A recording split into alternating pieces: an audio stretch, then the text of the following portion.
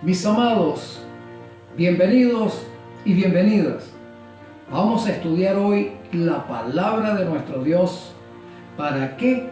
Para que seamos confirmados en la fe de Jesús, no en la fe de ningún hombre, ni en la fe de ningún Dios que aparezca por allí, ni en la fe de alguna religión, no, sino en la fe de Cristo Jesús, que es nuestro garante a la salvación, que es nuestro Salvador, que es nuestro Redentor, que es nuestro abogado, que es nuestro intercesor. Él es el único que tiene ese derecho de realizar esas actividades, porque Él murió por nosotros.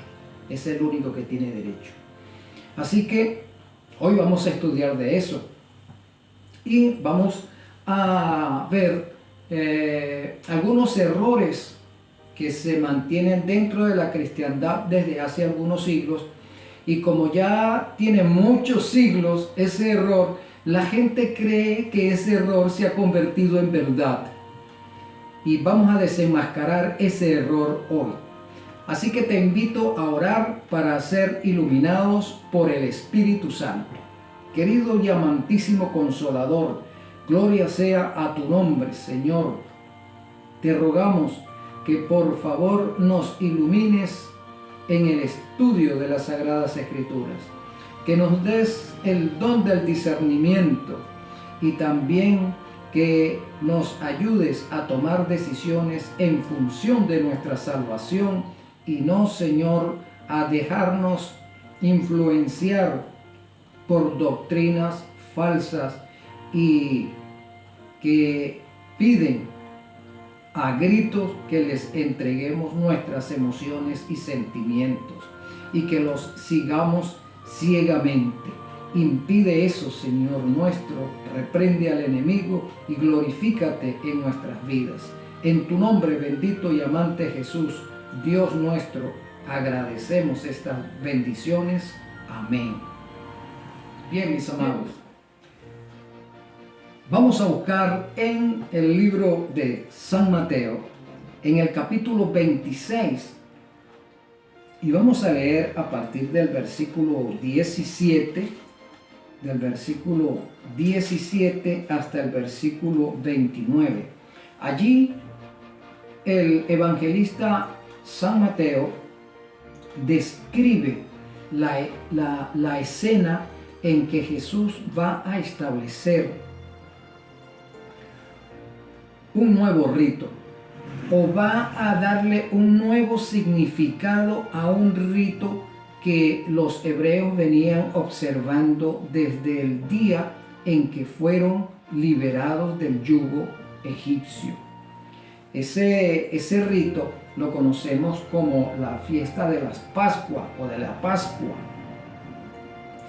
Ellos lo celebraban año tras año, conmemorando el día en que fueron liberados. Como cualquier nación que tiene sus propios días en los cuales lucharon por su independencia y establecen un día en el cual ellos lo van a conmemorar durante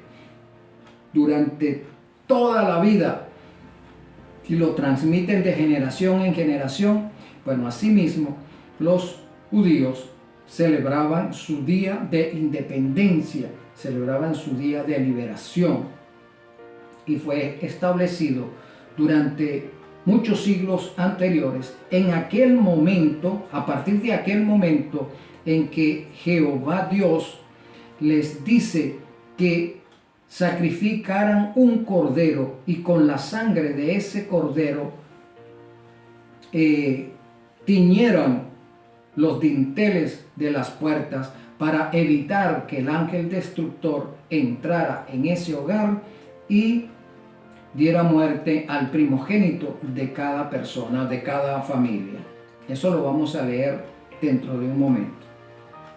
Entonces Jesús también, como lo había hecho durante toda su vida, pero en los últimos 3 años lo había realizado con sus discípulos. Pero esta era la última cena que Jesús tendría con sus discípulos.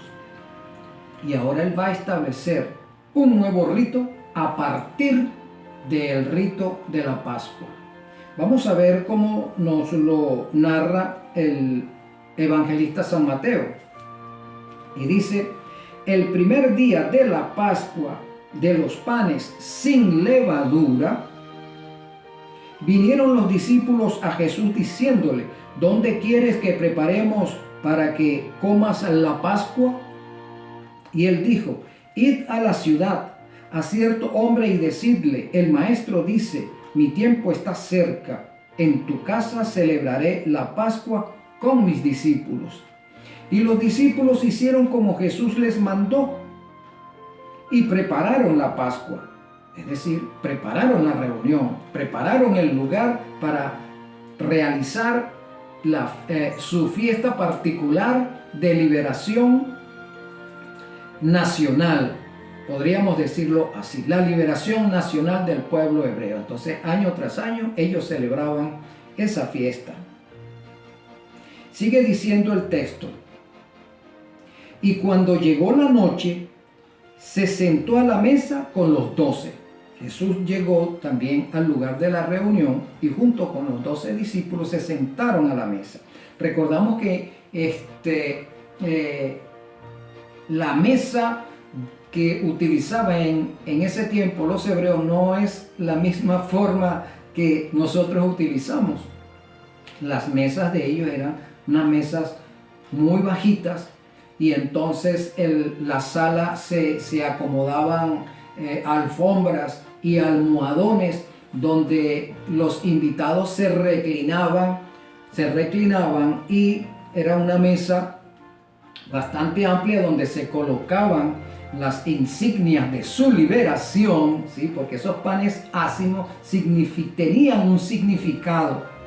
Ese vino que ellos iban a beber en esa fiesta tenía su significado y eran elaborados de cierta manera muy especial. Allí también estaban ciertas formas de salsas que también eran preparadas en forma muy especial para ese momento, y hasta la forma del cordero que iban a ingerir también había sido preparado de una manera muy especial. No era una fiesta, aunque era una fiesta nacional, pero esa fiesta tenía ciertos lineamientos, ciertas indicaciones para que lograra el objetivo que quería Dios en su pueblo, que el pueblo entendiera en ese momento tan especial de liberación, en ese momento tan solemne. Dios quería que el pueblo entendiera que esa ceremonia tenía que ver con algo más que una simple liberación nacional, tenía que ver con la liberación del pecado, tenía que ver con un pacto con Cristo hasta la muerte, porque Cristo iba a morir por ellos. Entonces ese pacto también los incluía a ellos. Debían estar preparados y dispuestos a ofrendar su vida en este conflicto también. Así que Jesús se sienta con ellos y comparte con ellos alegremente. Estaban felices, los discípulos estaban felices, pero Jesús era el que no se mostraba con mucha felicidad, porque Jesús ya sabía que en pocas horas Él entregaría su vida, o su vida le sería arrebatada. De manera que Él se prepara para compartir con sus discípulos esta forma de rito que Él va a establecer a partir de ese momento para la iglesia cristiana. Y los judíos que quisieran incorporarse a esta nueva iglesia a este nuevo pueblo que Él va a establecer, también estaban invitados a esta ceremonia. Entonces nos sigue diciendo el evangelista: y mientras comían dijo: de cierto os digo que uno de vosotros me va a entregar. Y entristecidos en gran manera, comenzó cada uno de ellos a decirle: seré yo, Señor. Entonces él respondiendo dijo: el que mete la mano conmigo en el plato, ese me va a entregar. A la verdad, el Hijo del Hombre va según está escrito de él, mas ay de aquel hombre por quien el Hijo del Hombre es entregado. Bueno le fuera a ese hombre no haber nacido. Se estaba refiriendo a Judas. Jesús ya conocía las intenciones y las motivaciones de Judas. Jesús ya sabía el pacto que Judas había hecho con sus enemigos, con los enemigos de Jesús, para entregarlo. Jesús ya conocía lo que estaba sucediendo. Entonces eso nos indica que Jesús, aunque compartía con sus discípulos un momento de alegría por lo que simbolizaba, su corazón estaba entristecido. Jesús experimentaba desde hacía horas atrás esa tristeza, ¿verdad? Como cualquier ser humano que en la víspera de cualquier agonía o de cualquier sufrimiento al cual vayamos a ser sometidos, pues a cualquiera nos entristece, nos angustiamos, y Jesús guardaba eso dentro de sí. De manera que Jesús se refería a Judas, y casualmente Judas, mientras Jesús también mojaba su pan que consumía, Judas también introducía su pan para mojarlo en la salsa de hierbas amargas. ¿Qué significaban las hierbas amargas? Esas hierbas amargas significaban la amargura de haber vivido esclavos en una nación extranjera. Por eso que esa salsa era amarga, hecha con hierbas amargas. Entonces, respondiendo Judas, el que le entregaba, dijo: ¿soy yo, maestro? Y Jesús le dijo: tú lo has dicho. Y mientras comían, tomó Jesús el pan y lo bendijo, y lo partió y dio a sus discípulos, y dijo: tomad, comed, esto es mi cuerpo. Y tomando la copa y habiendo dado gracias, les dio diciendo: bebed de ella todos, porque esto es mi sangre del nuevo pacto, que por muchos es derramada para remisión de los pecados. Y os digo que desde ahora no beberé más de este fruto de la vid hasta aquel día en que lo beba de nuevo con vosotros en el reino de mi Padre. De manera que después de haber compartido con sus discípulos, después de haber después de haber expresado las palabras con respecto a la traición de Judas, después que Judas fue desenmascarado en ese momento, Jesús esperaba que hasta en ese momento Judas se arrepintiera. Judas verdaderamente se arrepintiera. Pero Judas no se arrepintió. Así que como Jesús le dijo, lo que vayas a hacer, hazlo de una vez. Judas salió de esa pequeña congregación y se fue a donde estaban los sacerdotes con los cuales había pactado la entrega de Jesús. Jesús continuó con el programa, podríamos llamarlo así. Partió el pan y lo distribuyó entre sus discípulos y les dijo: tomad, comed, este es mi cuerpo. Y luego tomó la copa y lo ofreció también: este vino es mi sangre, que por muchos es derramada. Es mi sangre del nuevo pacto. Es interesante que podamos estudiar a qué se refería Jesús con eso del nuevo pacto. Bueno, entonces Jesús estaba, mis hermanos, estableciendo en ese momento, dentro de su pueblo, dentro de su iglesia, que la estaba confirmando en ese momento a través de un rito, a través de una ceremonia que había sido tradición de la nación judía y de la nación hebrea. Ahora iba a transformar esa ceremonia de alegría y gozo nacional la iba a convertir ahora en una forma de pacto. La iba a transformar esa ceremonia. Ahora dicha ceremonia adquiría un nuevo matiz, una nueva, una ampliación, podríamos decirlo también así. ¿Por qué? Porque ahora Jesús les está diciendo que a partir de ese momento, a través de esta ceremonia, Jesús confirmaba a los creyentes año tras año, día tras día, mes tras mes, minuto a minuto.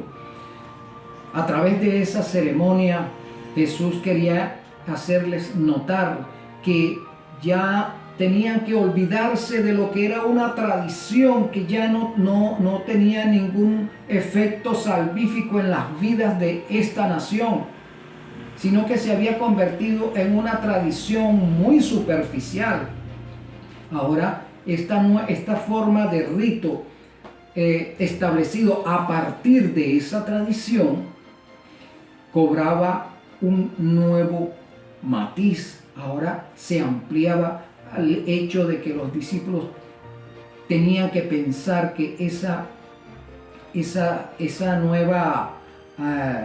ese nuevo rito tenía que ver con la salvación, tenía que ver con la vida eterna, tenía que ver con la renuncia a las cosas del mundo, tenía que ver con la renuncia a sus creencias, a sus motivaciones como personas, a las motivaciones de una nación que había despreciado a Jesús.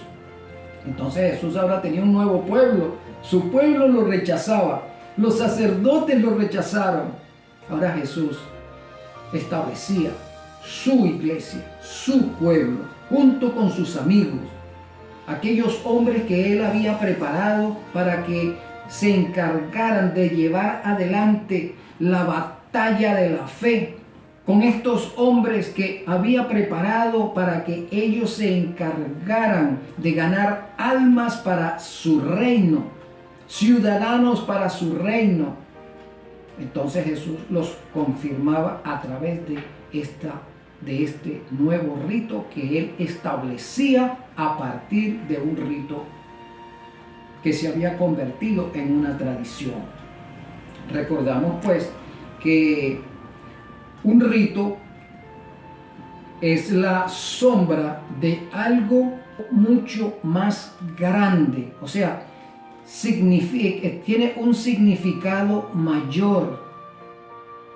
Este rito entonces adquiría nuevo significado entre los discípulos, entre estos hombres galileos, y Jesús quería hacérselo notar. Entonces Jesús les recordaba que él había venido a darles la liberación del pecado, la liberación de la muerte. Jesús había venido a otorgar, a hacer que esa separación que había entre la humanidad y Dios se cerrara definitivamente. Entonces Jesús quería hacerle notar todo eso a sus discípulos, y ellos tal vez en ese momento no lo entendían en la plenitud que debieron haberlo entendido. Pero luego que Jesús ascendió a los cielos, ellos pudieron entender todas estas cosas que Jesús quería hacerles saber. Por eso es que Jesús les decía: las cosas que yo hago ahora no las entendéis, pero va a llegar el momento en que lo haréis. Y los discípulos, después que Jesús ascendió, desearon con todo su corazón, con toda su pasión, haber aprovechado cada minuto, cada segundo al lado de su maestro, y se reprocharon muchas veces por no haberlo entendido en la plenitud que Jesús quería ser comprendido por ellos. Así que a partir de ese momento Jesús establece un nuevo rito con el cual cerraría más, estrecharía más los lazos de amor y confraternidad con cada uno de las personas que quisieran sumarse a su pueblo. Por eso es que cada vez que hacemos este rito nos recordamos de nuestro Maestro, nos recordamos del pacto que hemos hecho con Él, confirmamos nuestro pacto con Él y nos proponemos a trabajar en función de nuestra santificación de manos del Espíritu Santo a fin de poder reunirnos con Él y se cumpla su promesa de que Él no va a tomar más esa cena, sino aquel día cuando venga por segunda vez y todos reunidos en su reino, Él nuevamente va a servirnos esa cena, ¿verdad? De confirmación de pacto. Ahora, vamos a ver este término que me llama mucho la atención. Cuando Jesús dice aquí, pues esto es mi sangre del nuevo pacto. ¿A qué pacto se estaba refiriendo Jesús? Bueno, si va a haber un pacto, ya que estamos hablando en el Nuevo Testamento, vamos a estudiar ahora el Antiguo.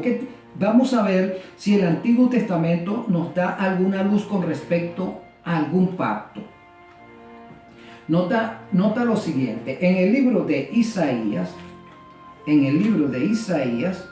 el capítulo 24, el versículo 5, el profeta nos habla acerca de un pacto. Vamos a ver.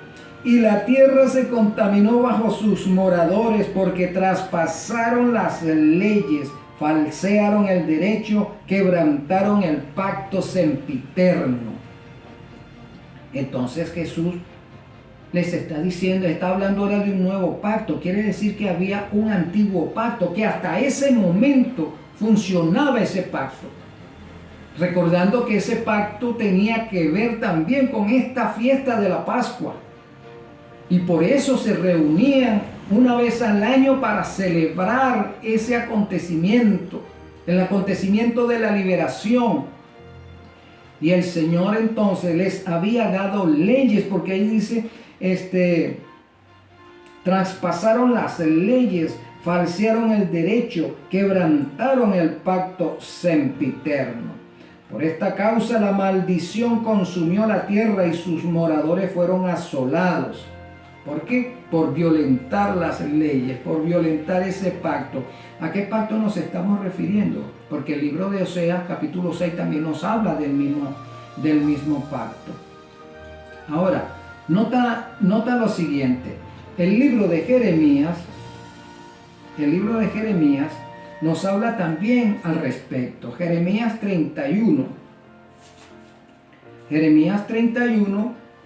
versículos 31 al 33.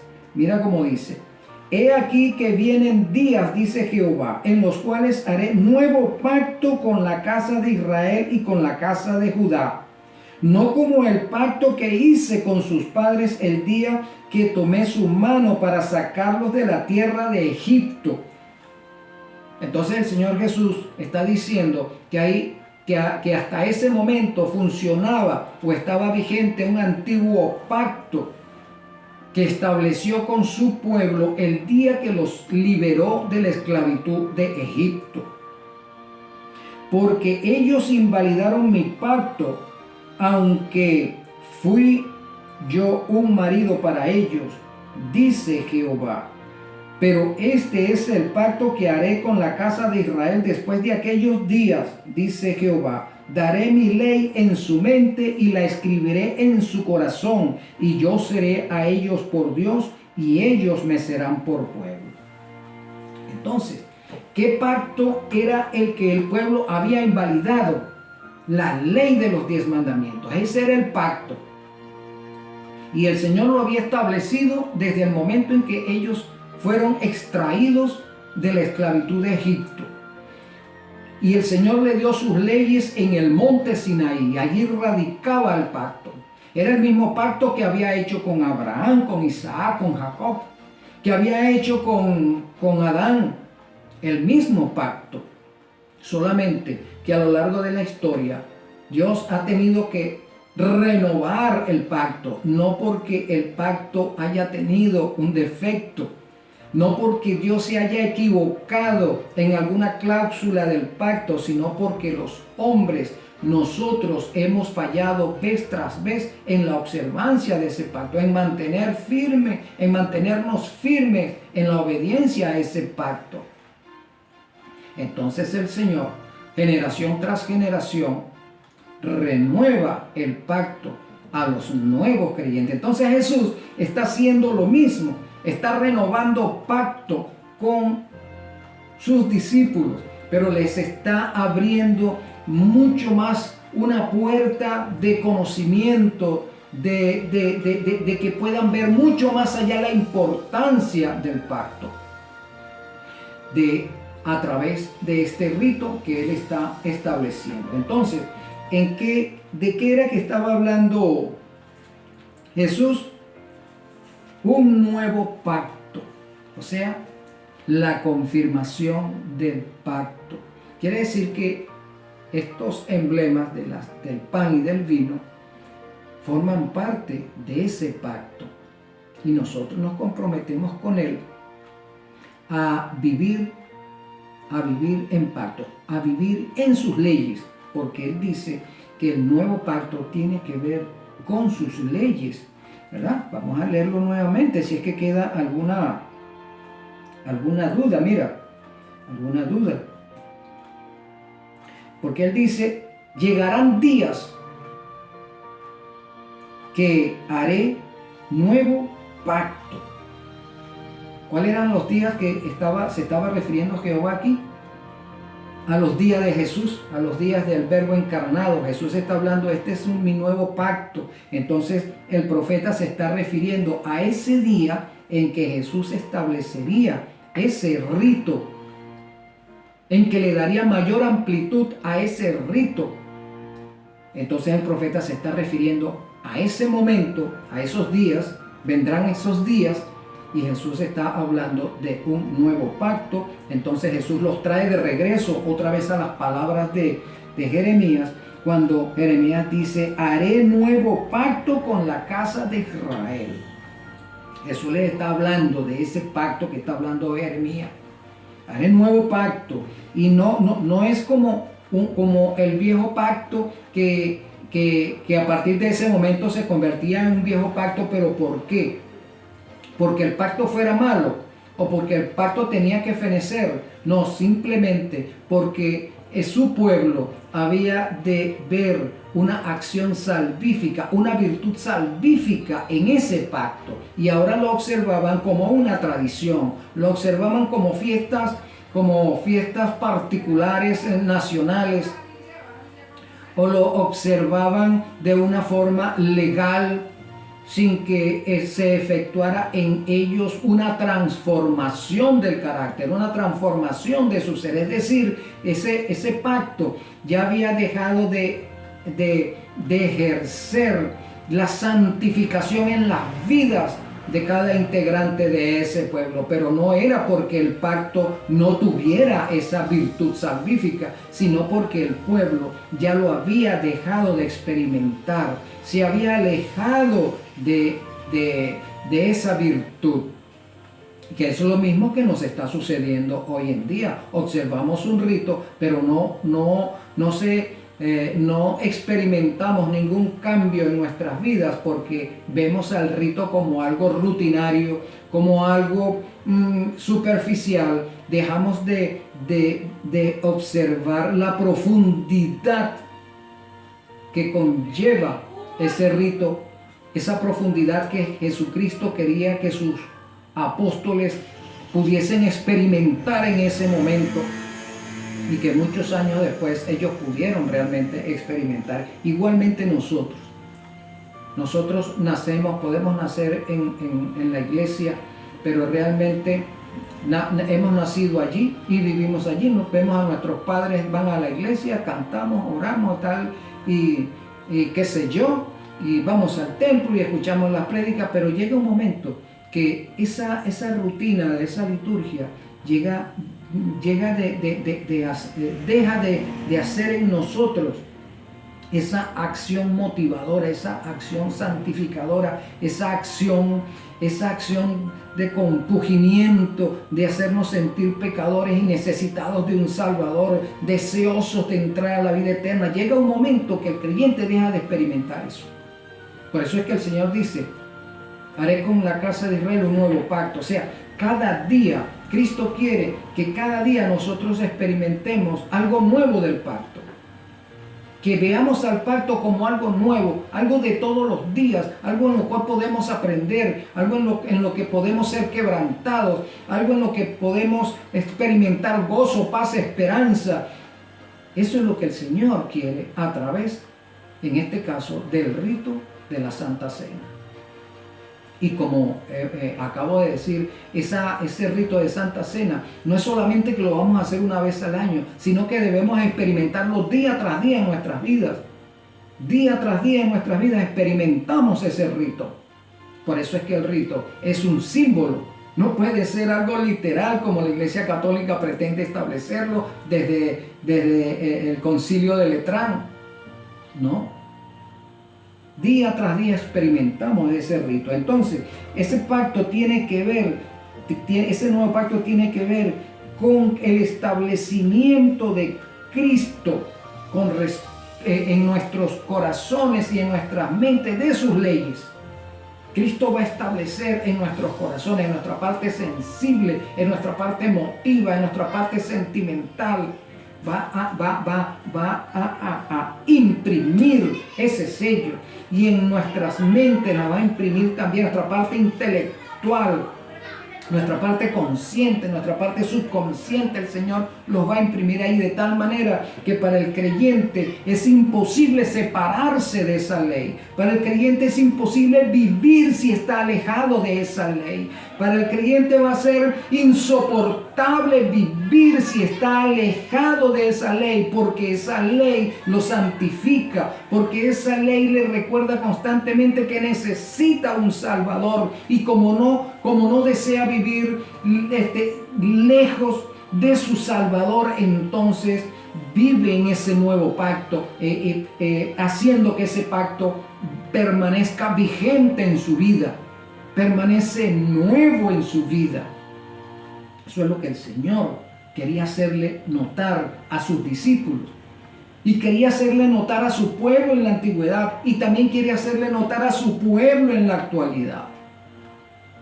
De manera que encontramos pues que Jesús les recuerda que el nuevo pacto que establecía en ese momento es una forma entrañable fungía como ese lazo entrañable entre Dios y el creyente, entre Cristo y el creyente, entre el Espíritu Santo y el creyente.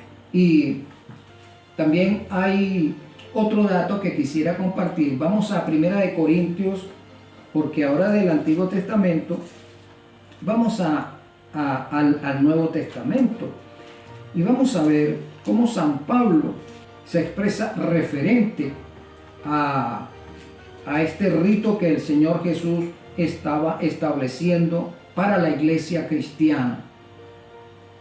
1 Corintios capítulo 11, versículos 23 al 26. Y dice así: porque yo recibí del Señor lo que también os he enseñado. Yo recibí del Señor lo que os he enseñado. Que el Señor Jesús, la noche que fue entregado, tomó pan, y habiendo dado gracias, lo partió y dijo: tomad, comed, esto es mi cuerpo, que por vosotros es partido. Haced esto en memoria de mí. Asimismo también tomó la copa, y después de haber cenado, diciendo: esta copa es el nuevo pacto en mi sangre, haced esto todas las veces que la bebáis en memoria de mí. Entonces San Pablo también está hablando acerca de ese nuevo pacto. El nuevo pacto está en el Antiguo Testamento, ¿verdad? Estaba fungiendo, el antiguo pacto estaba en vigencia, pero ya el Señor les estaba hablando de la renovación de ese pacto en el momento que Jesús apareciera en este mundo. Se renovaba ese pacto y San Pablo lo está diciendo, está hablando también de ese pacto, el nuevo pacto. Lo había recibido del Señor porque Él lo dice, esto recibí del Señor. Así pues, todas las veces que comiereis este pan y bebiereis esta copa, la muerte del Señor anunciáis hasta que venga. ¿Por qué tomamos esta cena? Conmemoramos ese hecho de que Jesús apareció y murió por nosotros. Confirmamos ese hecho y nos aferramos a ese hecho de que Jesús murió por nosotros. Y cada vez que experimentemos este rito, anunciamos que Cristo estuvo aquí, que Cristo murió por nosotros, que Cristo intercede por nosotros, que Cristo está próximo a venir, que Cristo espera que nos preparemos, que Cristo está deseoso de prepararnos, que Cristo está deseoso de tomar la cena con nosotros. Eso es lo que dice San Pablo, ¿cierto? Pues tomando las palabras de Jesús. Entonces, ¿quién es el único que tiene derecho de interceder por ti? Cristo, porque Él derramó su sangre. Su sangre no la derramó Pedro para remisión de pecados. María no derramó su sangre para remisión de pecados de nadie, ni siquiera por ella misma. Ningún Dios, ningún profeta, nadie ha derramado su sangre para la remisión de los pecados de ninguno. Por eso es que Jesús es el único que tiene derecho y estableció ese rito para que nosotros lo recordemos constantemente, para que no se nos olvide, para que no pongamos a otro Dios por encima de Él, como algunas religiones lo han hecho. Muy bien, quiero compartir contigo este extracto que tengo acá. El verdadero origen de la Pascua se remonta en el año 1513 a.C. O sea, en el año 1513 a.C. tiene el origen la Pascua. Esa Pascua que significa la liberación del pueblo de Israel de la esclavitud en Egipto. Cuando el pueblo judío emprendió su éxodo desde Egipto hacia la tierra prometida, se celebraba cada año como recordatorio de la liberación del pueblo hebreo. La Pascua conmemora la muerte y resurrección de Jesús, un hecho que representa el eje central del cristianismo. Conmemora la historia del éxodo de los israelitas del antiguo Egipto que se describe en los libros de Éxodo, Números, Deuteronomio y en otras partes del texto sagrado. ¿Qué se hace en esta fiesta? Las familias de la antigüedad se reunían para celebrar el Sedar. Una de las tradiciones que marca la celebración es compartir el matzah, un pan plano hecho de harina y agua que no llega a fermentar.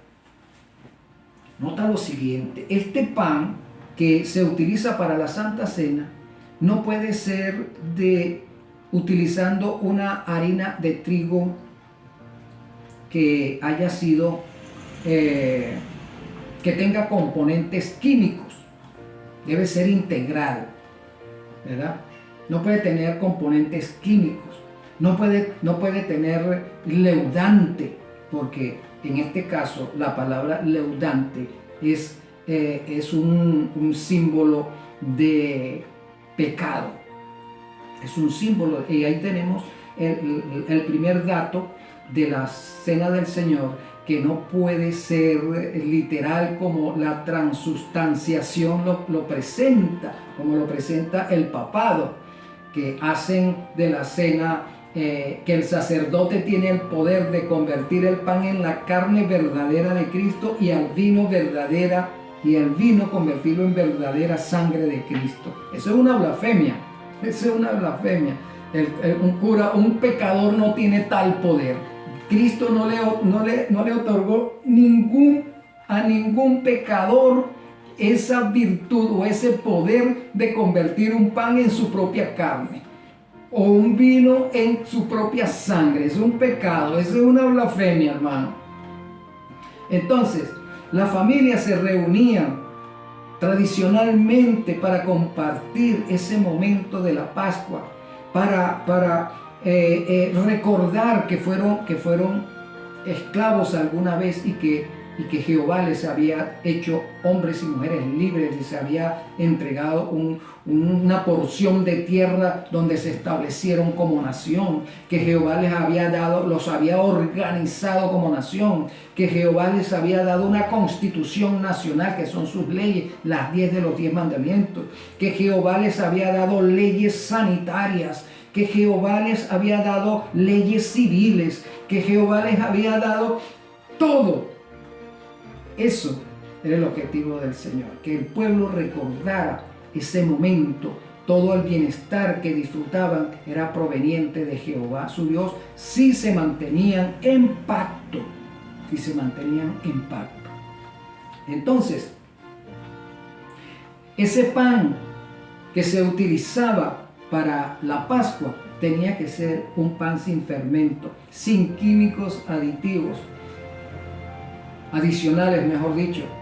Tenía que ser un pan con trigo integral, y asimismo el vino. El vino no podía ser con fermento. Recuerdo que una vez estuve visitando a una iglesia cristiana y estaban celebrando.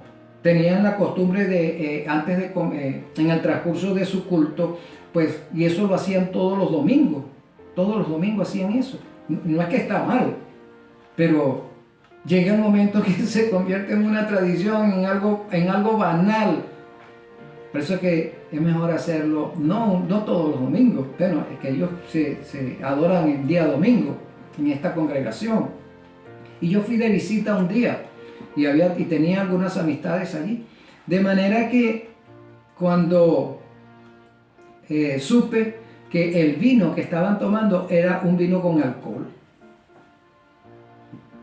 ¿Cómo vemos nosotros eso? Haciendo la Santa Cena con un vino con alcohol.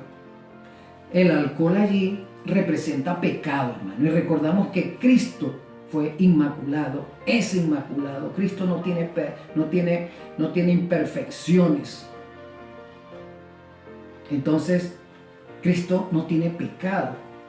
Ese alcohol ha contaminado ese vino. Así que ese vino no puede ser un símbolo de la sangre de Cristo. Un pan que se hace con levadura no puede ser un símbolo del cuerpo de Cristo. Y nótese que este pan tiene que ser amasado con aceite de oliva al 100%. Porque ese aceite al 100% de oliva significa al Espíritu Santo, otro símbolo. Entonces, el fermento significa pecado. Cristo no lleva pecado. El aceite de oliva significa el Espíritu Santo. El vino no puede llevar alcohol.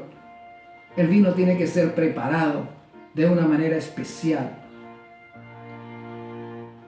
No puede llevar alcohol. Y estoy seguro que los sacerdotes, el vino que ellos se toman, también lleva alcohol.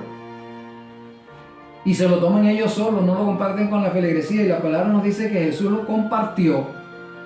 No es para que lo beba una sola persona, para que lo beban todos los creyentes. Y el pan para que lo coman todos los creyentes, porque todos los creyentes tienen que echar mano del cuerpo de Cristo. Ahora, déjame decirte, hermano, si estamos hablando de simbología, ¿cómo es que todo lo demás puede ser símbolo, pero no el hecho de que el pan sea propiamente dicho cuerpo de Cristo y el vino sea propiamente dicho sangre de Cristo? Es algo totalmente ilógico. Si el tiempo nos queda, vamos a ver algo interesante. Nota que Cristo estableció la Santa Cena como un rito de pacto. de confirmación de pacto. Y los 10 mandamientos van incluidos en ese pacto, porque así lo dice en la Sagrada Escritura. Así lo dice Jeremías y así lo dice San Pablo. En la doctrina católica, hablando de la transustanciación, en la doctrina católica, conversión de las sustancias del pan y del vino en el cuerpo y sangre de Jesucristo. Eso es lo que se llama transustanciación. Es una doctrina católica. Te recuerdo, hermano y hermana, Cristo no fundó la Iglesia Católica, mi hermano. Cristo no fundó la Iglesia Católica. La Iglesia Católica surge en el siglo IV y la estableció un emperador pagano. Cristo estableció la Iglesia cristiana y fue cristiana propiamente dicha durante 4 siglos. En el 4º siglo la iglesia dejó de ser la iglesia fundada por Cristo y se convierte en la iglesia católica, es decir, la iglesia católica asume la prerrogativa de llamarse cristiana, pero no lo es. La iglesia cristiana la fundó Cristo. La iglesia, el emperador Constantino I fue la iglesia católica. Métete eso en la mente, no te dejes seguir engañando, hermano. Busca la historia. Entonces, la Iglesia Católica fue la que hizo el invento esto de la transustanciación, de que convirtió el pan, lo convirtió en propiamente dicho carne de Cristo y el vino propiamente dicho sangre de Cristo. Y que el sacerdote tiene el poder de convertir eso en carne y sangre de Cristo. Tiene el poder de crucificar a Cristo, tiene el poder de resucitar a Cristo, tiene el poder de perdonar los pecados del creyente. ¡Qué horror! ¡Qué horror, hermano! ¿Cómo un pecador se arroga tal derecho? Ni siquiera los apóstoles llegaron a ese extremo. Entonces, vamos a leer estos datos. La transustanciación fue declarada como doctrina sobre todo contra las sectas espiritualistas nacidas de la Iglesia Católica en el siglo XII, como los albigenses, los cátaros, quienes atacaban la jerarquía eclesial, con ello el poder del presbítero de consagrar y por último la presencia real de Cristo. Entonces, ya en la antigüedad, cuando la Iglesia Católica establece esto, cuando el papado establece eso, los hermanos que permanecían fieles al rito como era, que permanecían fieles a Cristo, que eran guardadores del sábado, se oponían a esto, a esta herejía de la Iglesia Católica. Entonces, el dogma de la transustanciación fue decretado por el Papa Inocencio III. ¿Quién lo estableció? Cristo. Lo estableció San Pedro, San Pablo, San Juan, Lucas, Mateo. ¿Quién de ellos lo estableció? Lo estableció un Papa. Cristo no estableció esto, ni los apóstoles tampoco. Lo estableció un Papa, Inocencio III, en el año 1215. Por eso es que en un programa que yo estaba viendo del señor Toro, de Luis Toro, lo visitó un hermano protestante que defendió muy bien la fe. Y creo que ese video lo han sacado del aire. Sí, y cuando este hermano quería expresar pues los acuerdos del concilio de Letrán y lo otro, Luis Toro no quiso que este hermano hablara al respecto. Claro, porque es que Luis Toro sabe exactamente que esa doctrina que él predica no es la doctrina primitiva, es una doctrina adulterada. Entonces no le conviene que la gente que ingenuamente lo sigue se den cuenta del error que él está enseñando. Entonces no permitió que este hermano les hablara de los concilios papales. Pero aquí dice, tú lo puedes buscar por la prensa y universal, lo puedes buscar en la historia universal también. El dogma de la transustanciación fue decretado por el Papa Inocencio III en el año 1215 después de Cristo.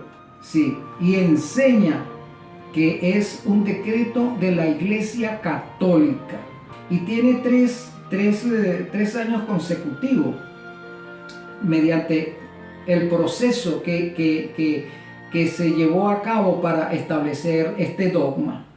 En el año de 1376, el Concilio de Trento resume la fe católica cuando afirma: porque Cristo nuestro Redentor dijo que lo que ofrecía bajo la especie de pan era verdaderamente su cuerpo. Se ha mantenido siempre en la Iglesia esta convicción.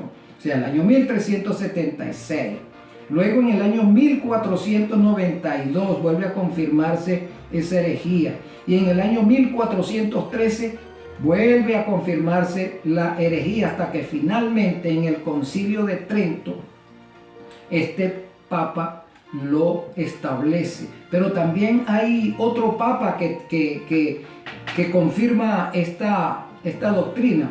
El Concilio de Trento fue un concilio convocado por el Papa Pablo III para intentar resolver la crisis en la que estaba sumida la Iglesia Católica a partir de la Reforma Protestante.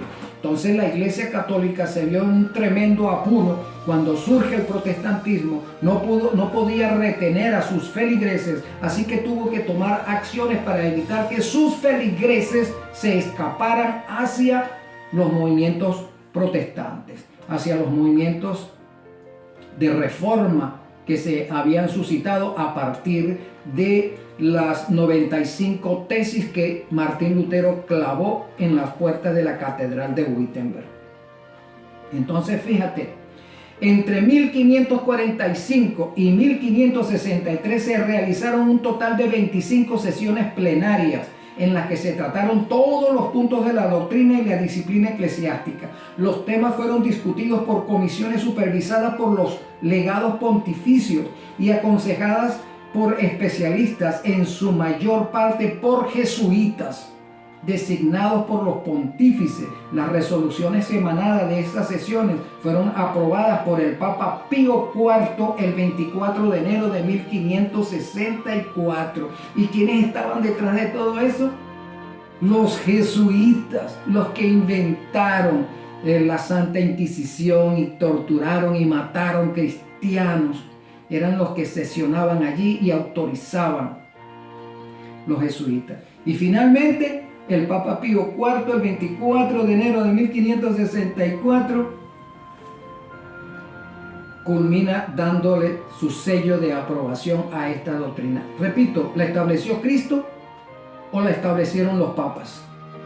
Y en el libro de San Pedro, vamos a buscar allí, primera de Pedro,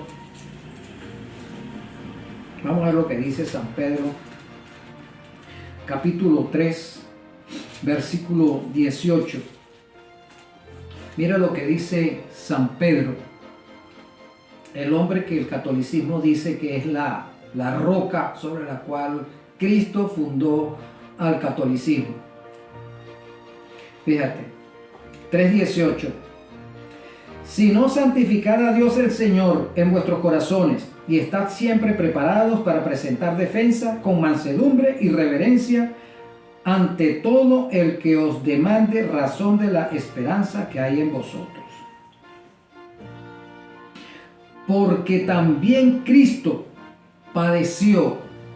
Otras versiones dicen, porque Cristo murió una sola vez por los pecados, el justo por los injustos, para llevarnos a Dios, siendo a la verdad muerto en la carne, pero vivificado en el Espíritu. Entonces, ¿cuántas veces necesita Cristo morir, hermano? ¿Cuántas veces necesita el creyente que el sacerdote mate a Cristo y lo resucite para el perdón de nuestros pecados?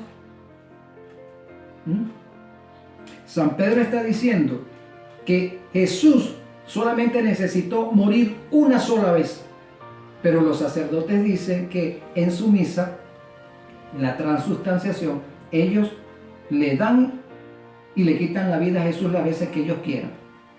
Una sola vez murió Cristo, dice San Pedro. No necesita morir más de una vez.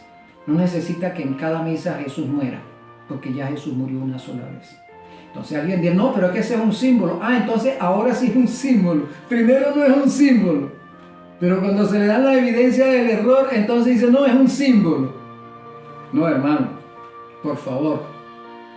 Estamos cansados de las mentiras papales, del juego papal en el mundo. Tenemos que venir a las Sagradas Escrituras y pedirle al Espíritu Santo que nos dé el discernimiento que necesitamos para ver la verdad, para descubrir la verdad. Bueno, mis hermanos, espero que este pequeño estudio sirva pues para motivarte a seguir estudiando, investigando la iglesia en la cual militas. Si es la iglesia verdadera o si es una iglesia que trata de imitar a la iglesia verdadera, etc. Y hablo no solamente a nuestros hermanos católicos que permanecen engañados allí, sino también a nuestros hermanos protestantes que, aunque están separados de la Iglesia Católica, siguen observando los dogmas papales. No hay ninguna razón para separarse si seguimos unidos con ellos en sus dogmas y doctrinas. Pero ya que estás separado, entonces procura mantenerte fiel a Cristo, observando la doctrina de Cristo, buscando en las Sagradas Escrituras cuál es la doctrina de Cristo. Porque desde el siglo XVI la Iglesia protestante ha estado guardando no la doctrina de Cristo, sino la doctrina papal o las doctrinas papales. Vamos a orar, mis hermanos. Querido y amantísimo Señor Jehová, gloria a tu nombre. Tú has colocado en la antigüedad un pacto mediante el cual toda aquella persona que dice amarte debía regirse para que en función de la observancia de esa ley adquiriera su santidad y pudiese disfrutar del decreto que tú emites una vez que hacemos pacto contigo, y es el decreto de la justificación. También, Señor, nos recuerdas que ese pacto fue renovado y Jesús lo presentó en ese momento de la Pascua, y San Pablo también confirma ese hecho. Ese nuevo pacto, que no es otra cosa que la confirmación del pacto antiguo, debe morar en nuestros corazones. Y saber, Señor, entender definitivamente que ese pacto está relacionado con la ley de los 10 mandamientos. Señor, te rogamos, querido Consolador, que sigas obrando en cada corazón, que reprendas al enemigo al paso de cada uno, que no le des cuartel, y como estudiábamos en el otro programa, que en el trono donde se sienta la bestia no haya paz, sino, Señor, que tiemblen, porque la verdad brillará en toda su plenitud y tu pueblo saldrá de esas iglesias caídas. Gracias, querido Jesús, por interceder por nosotros a fin de que todo esto sea una realidad en nuestras vidas. Y en tu nombre agradecemos estas bendiciones. Amén. Mis hermanos, Dios te bendiga. Y hermana también.